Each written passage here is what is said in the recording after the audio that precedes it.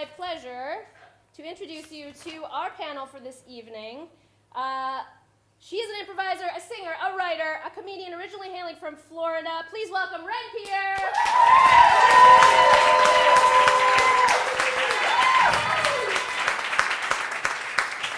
She is a stand-up and writer, winner of the YouTube Visionary Award, director of the documentaries The Muslims Are Coming and Nerdcore Rising. Please welcome Negin Farsad.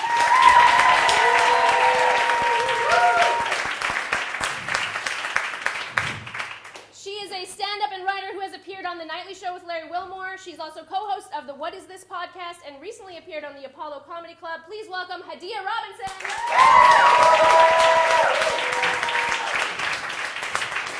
I would also like to take this opportunity to introduce you to our very rad house DJ, DJ Shaw Savage, everybody.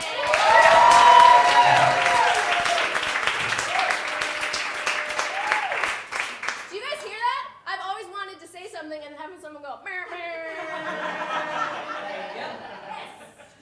All right, well, the show's over for me because it can't get any better than that. All right, ladies, welcome to the panel. Thank you so much for being here.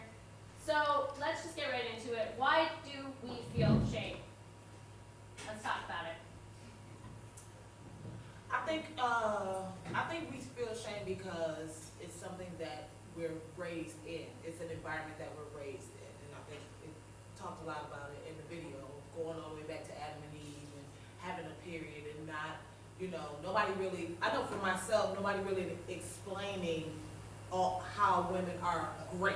Yeah. It's more of a burden to be a woman. You're gonna get cramps. You're gonna have a period. You're gonna be up there stinking on your period. Nobody talks about how great it is and how wonderful it is, and we bring life and how magical that is, how magical we are as women. So I think that's where the shame begins. I think I would agree with that. I think for me personally, it started off with my parents and how they raised me, right? Like it was always males were more important in my culture, and like females were a little bit shameful, and we would bring shame upon our family, and then having that reinforced by like media and seeing that every day and everything that I see everywhere it kind of hammered that in for me. I track it back to Zach Zeely in the 6th grade.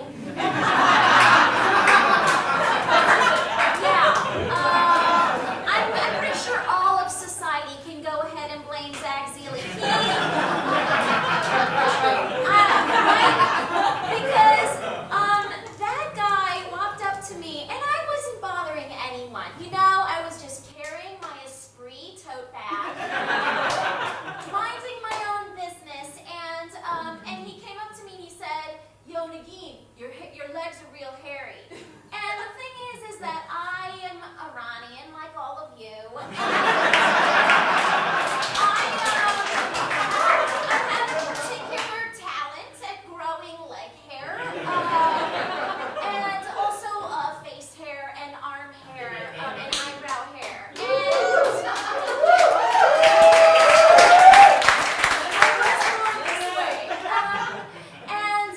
And I wasn't allowed to shave my legs, and I lived in the desert of Southern California, where shorts were a year-round opportunity.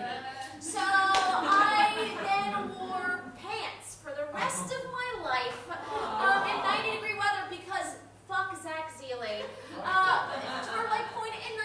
That was really, and I just thought, oh my God, you can't be a girl and have any hair on your body. And that made me feel shitty, and I blame him. I blame my father, not because he shamed me directly, but similar to you, a lot of body hair. I'm a quarter Italian, and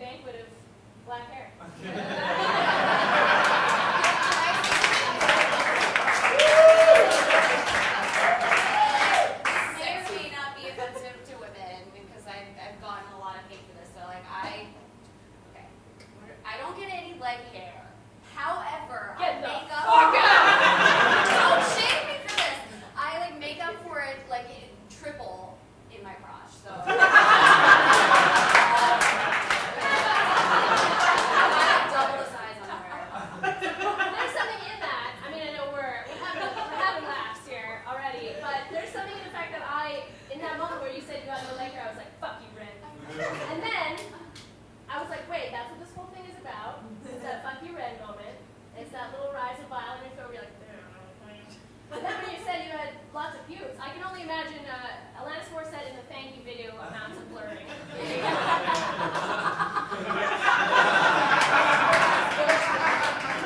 That took a while, but it trickled to everybody over the age of 30 eventually. I feel like that happened and then I felt better. So that's like bred into us, like you were saying, Hadiyah. It's like we're taught to like not only feel shame from everywhere, but to each other as well. Yeah.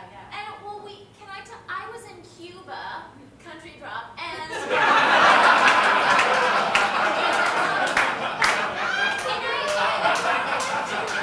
was there for like 3 days. You know, 3 days in, I was like, I feel a little weird, and I kind of realized I haven't seen an ad in 3 days because communism, and the only thing I'd seen that was close to an ad was Che Guevara murals, and I was like, oh my god, this is weird. I haven't seen like a hot lady trying to sell me mascara, a hot lady trying to sell me ice cream, a hot lady trying to sell me the concept of gorgeous thighs, and I was like, this is weird. I sort of like feel good about myself. Like, that's not right. I'm not comfortable with this feeling. So you can't like go a day in New York without like just seeing a hot lady do something in advertising. It is like ran down your throat. Mm-hmm. Yeah.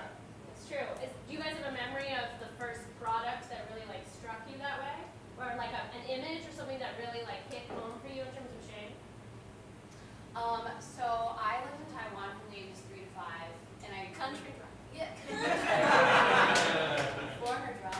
And I would go back every summer, but like my family would call me the derogatory term for a little peasant girl because I was very tan. I grew up in Florida, and I would swim, and like I was very, very dark. And in Asian cultures, you know, being white is like the supreme. And so I remember. I think it's kind of cross-cultural. That's not like some kind of weird people thing. That's a source of deep, weird shame. Me, and given that we're in a comedy theater, most of the people. But yeah, I just remember my grandma and my mom like telling me that I needed to use all these whitening products, you know, and actually like this story where my grandma and my mom were in the bathroom, they had these white, like this like cream on their face, come run. And I was like, oh, okay, I want to join you in bond. And then they were like, you know, the great thing about this product is, you know, you can put it on your face and then you clean the toilet at the same time. What kind of bleach is in this shit? Bleaching your mind as well as your face. Yeah. So, have you guys ever been made to feel shame for something bad that happened to you? Because I think a big part of obviously now in culture we're more and more aware of this, of like victim blaming and that side of shame. You know, if you're comfortable talking about it, but please, because that's what this space is for. The thing about it is, for me, is that when I'm thinking about myself and shame, I don't want to, and that maybe it's a shame thing. Like, am I being over dramatic thinking about previous things, or did it really happen and am I just, you know, overlooking it? So I don't even know. I feel like I'm torn. Like, I don't even know where I am in the spectrum of shame sometimes with certain things. So, but for that one, I don't know that I have anything specific. But Yeah, that's a I think I'm complicated shameful. place. Yeah, I mean, that in itself is a form of shame. Like Yeah. you feel shame for shame, Yeah. which is like this deep, like this is a Meta seven-layer shame. dip of Levels to shame. shit. Yeah. What about you, Negin? Wait, so the question is when. Have you ever felt like you've been made to feel shame for having something bad that happened in your life? Obviously, the extreme of this would be rape. Oh,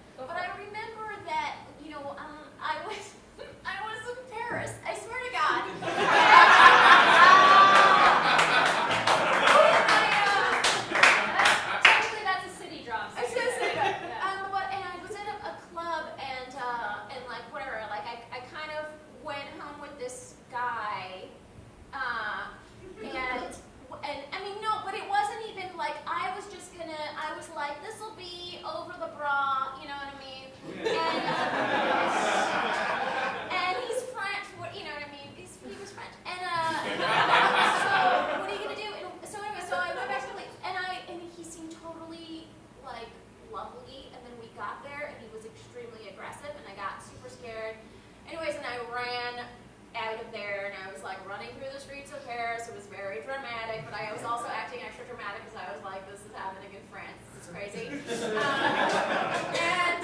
But you know, and I remember feeling like I can't tell my roommate because she's gonna say, why did you do that? Why'd you go back with him? Right. You should, you know, as opposed to, oh, he shouldn't be a fucking violent asshole. Yeah. And I don't know why I thought she, I mean, you know, and from another woman, I don't know why I was afraid to tell another woman. And so that was a weird thing that almost answers, is that. But I think we get that from, I feel like that's the thing that my mom taught me. As soon as I went to college, she was like, don't go nowhere where you can't get out of, don't go with nobody, because then it's going to be, essentially, it wasn't going to be like, oh, you can come to me and we can talk about it, we can go fuck them up. It was just like, now, Exactly. that's your bag. You got to take it in the face, and take it in the face. Like, that's going to be it. So, Yeah. you know. Yeah, I think that's true. I think that also may be generational. Like, I think our mother's generation was also, that's more like my hope upon hope is that this generation of women is teaching their girls and boys. Teaching their boys. Yeah. Yeah, that is not the norm. Like, Nobody owes you vagina. Right. We're not here to satisfy you. If you the shit, then you maybe can get some. If not, then go make a computer or some shit. oh my god, the first thing you said I wanted on a shirt. Now I want the whole thing. Keep the shit, baby, but if not, go make a computer or something. Tape later, we'll make a shirt. Yeah, we're gonna make a shirt. All the profits go to you.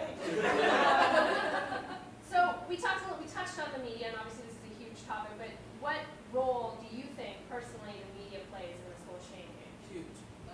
The entire. I just hate I stand in front of, like, you know, when I'm at airports going to the many countries that I look at magazine racks and I just am filled with anger, like, and I hate and I wish I was skinnier, and I wish I had better skin, and I wish I had longer nails and better eyelashes. I mean, all of it. I go through all of it, and then I hate myself for being pulled in by the beautifully, you know, photoshopped images. Yeah, right. And fuck Gap jeans.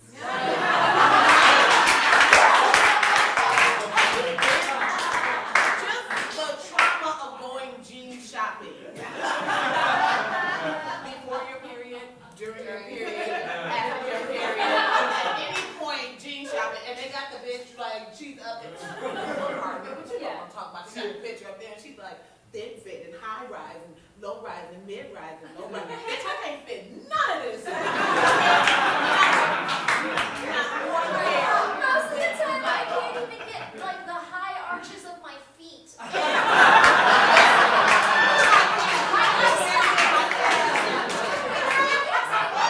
I did pick up a copy of Us Weekly? Yeah. Us Weekly, and I was reading through all of it. I was really bored. Research. Yeah. Just research for the show. And they have this little section, Amal, George Clooney's wife. What's her last name? I'm sorry. Amar.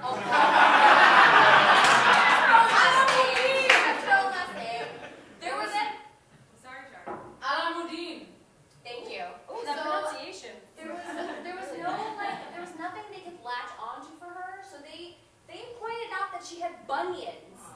They literally had a box about her bunions. Wait, really? I'm not even kidding. I'm witness. I saw it. I kept it as an artifact. And they had, and I've seen those lineups of ugliest feet or whatever, but then we're advertised these freaking heels that nobody wants. You can barely get from the car to the door, from your house, and then don't even think about dancing in them. They made my legs look longer. I mean, my shit looks amazing, but you know, you can't advertise us shoes that we're paying hundreds and thousands of dollars for. I mean, if you got it like that, and then shame us for having fucked up feet. And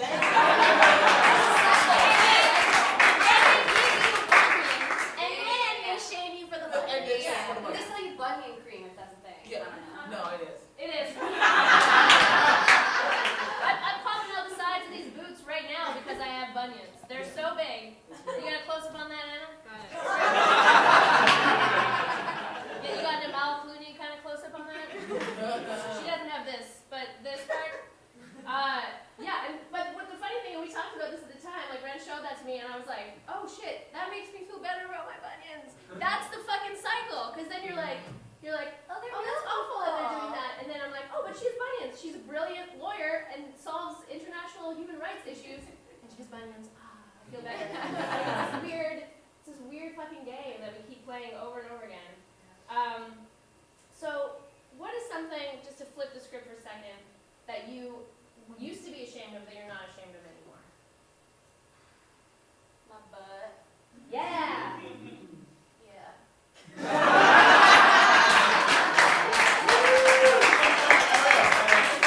I like my butt now. Yeah. I know Asians don't have butts. And my parents make me feel bad about it. That's all like I got it from y'all. Like, what do you? I didn't though. I don't know where it comes from. Oh, your mama got a donkey? Let me find out. She's like, Wow. Well, why would she make you feel bad? Hey, stay tuned. Next time Ren's gonna have like a documentary about finding out where her butt came from. Direct. It's the butt documentary. What about you guys? Anything that you feel like no shame for now? Or maybe something you've never felt shame about. That's great too.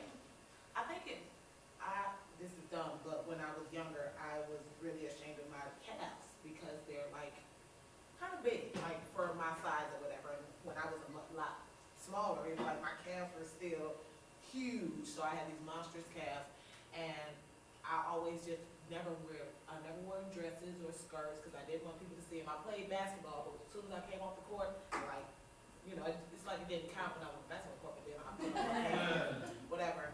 And then I got to college, and somebody was like, damn, you got some nice legs, and that was it. I was like, naked for men on that. I was straight underwear on campus. But yeah, when I was little, I don't know why, but I was so different, I just felt like something was wrong with me because nobody else had legs like that, not realizing. Yeah. So a lot of it is body shame, which is obviously a huge part of the female experience because of all the stuff we've been talking about. Can we talk a little bit about, you kind of brought this up with your family, but like the culture that you come from, or the religion, or how there are certain things about, I'll say it, being female, aside from body stuff, that are kind of ingrained in a lot of our cultures and our religions and the things we're growing up with. Anything in there that you guys kind of like hold on to? Well, she touched on it with the light skin and that kind of thing. And that's something very prevalent with the black culture. And we get it from outside of our culture. We get it from within our culture. And even like growing up, it wasn't something that happened in my family, thank God. But the paper bag test, you had to be the same color as the paper bag to be accepted in certain groups and organizations. Seriously? Yeah. Yes. Yeah, that's real. Paper bag test. And they would straight hold it up to your head like, no, and then you just couldn't. So, but these are things that culturally we had to deal with, and then coming up and you see magazines and you're not seeing yourself anywhere. So it's like, where do I fit in? Where is my beauty? How do I fit into this scope of beauty or whatever? Hair, burning. I remember having a perm and burning my hair out, and I made traumatic perm and press and curl stories. Traumatized. But, you know, it's at a certain point, and I think where our culture is right now, there is no, we've let so much of that go. A lot of it is still there, but so much of it is and it's freeing. When I let my perm go, what?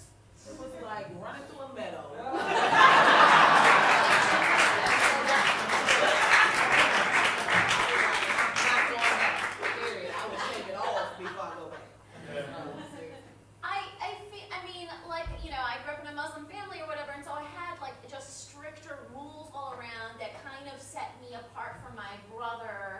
In a lot of, and it's funny because I wasn't allowed to have any, I wasn't allowed to have boys over, I wasn't allowed to get rid of my facial hair. My brother was allowed to shave his, and no, but you know what I mean? There's all these weird rules because I wasn't allowed to be a woman or really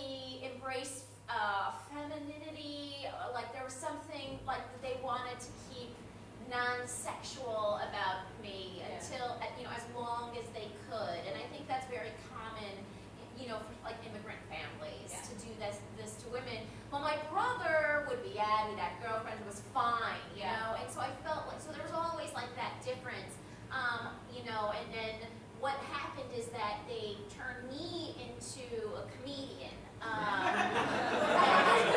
That's what they got for doing that.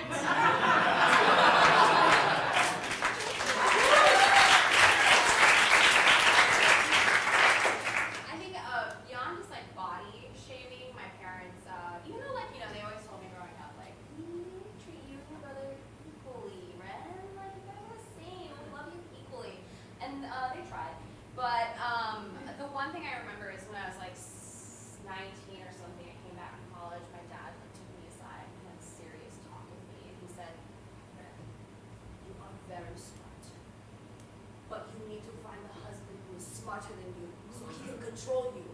And I was like, I was so confused because all my life studies were so important, like academics and like getting a good job and making money for myself, but at the same time, I can't be too smart. I have to find someone who's smarter than me to control me, and I just was so. Do they still say that? Because my parents still say that. Like, they're still like, you could marry just a rich man, and then all of this thing with comedy, that's Well, still. You know, my boyfriend. Right. We've been together for 3 years. I think they forgot. They've given up. They've given up. May all of our parents give up on us. As a form of wrap-up, I'd like each one of you to tell me the shame that you'd like to release today. Whatever shame, anything you've been holding inside of you, something, it could be new, it could be old, whatever, the shame you'd like to release today, and then you can plug something if you'd like.